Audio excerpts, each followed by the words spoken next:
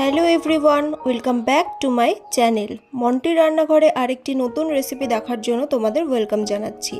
আজকে আমার রান্নাঘরে তৈরি হবে নুডলস পাকোড়া। এটি কিন্তু খেতে খুবই সুন্দর হয় আর কুড়মুড়ে হয়, আর এটি কিন্তু চা বা কফির সাথে খুব ভালো লাগে। চলো তাহলে এই রেসিপিটি আমি কিভাবে তৈরি করলাম সেটি দেখে নিই। রেসিপিটি বানানোর জন্য এখানে প্রথমেই আমি কিছুটা গরম জল বসিয়ে দিয়েছি। এবার এই জলের মধ্যে আমি দিয়ে দেব 50 গ্রাম মতো নুডলস, বা চাউমিনও তোমরা দিতে পারো, বা ম্যাগিরও ইউজ করতে পারো। তো এই নুডলসটা দেওয়ার পর নুডলসটাকে ভালো করে সেদ্ধ করে নেব। সেদ্ধ করে নিয়ে তারপর এটিকে ছেঁকে নেব। আর এই নুডলসটাকে ছেঁকে নেওয়ার পর এটিকে ঠান্ডা জলে খুব ভালোভাবে ধুয়ে নেবে, তাহলে কিন্তু এই নুডলসের মধ্যে আর আঠালো ভাব থাকবে না।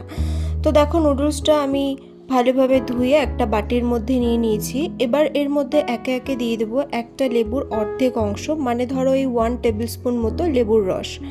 ভালোভাবে লেবুর রসটাকে দিয়ে নিলাম।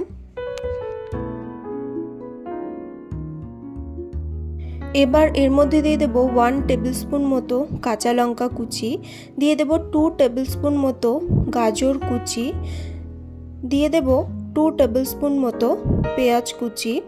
এই উপকরণগুলো কিন্তু তোমরা তোমাদের ইচ্ছা মতো মেশাতে পারো।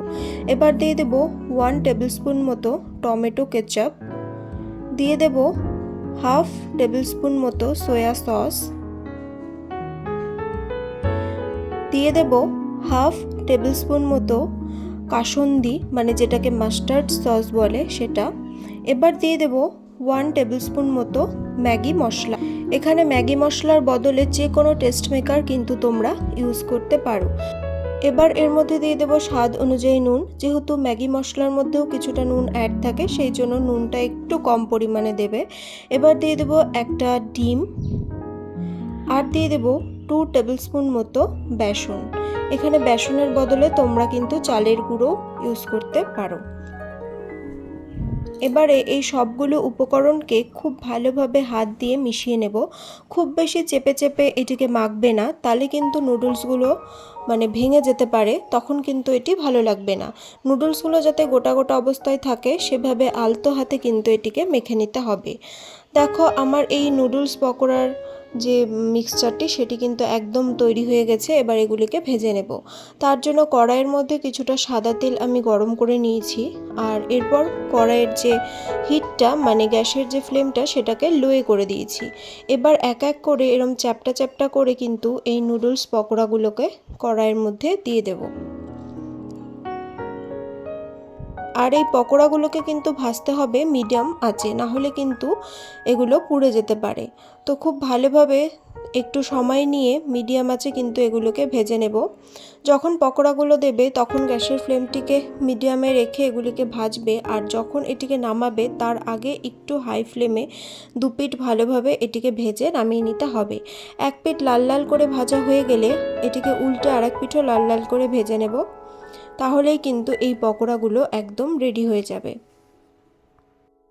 চটজলদি বাড়িতে থাকা সামান্য সামান্য উপকরণ দিয়েই কিন্তু এই রেসিপিটি তৈরি হয়ে যায়। দেখো, পকোড়াগুলো কিন্তু ভাজা হয়ে গেছে। এবার আমি এগুলিকে নামিয়ে নেব। তাহলে বন্ধুরা, এই নুডলস পকোড়া তো একদম রেডি। আমি এটির আওয়াজ শোনাচ্ছি এটি কতটা খাস্তা হয়েছে।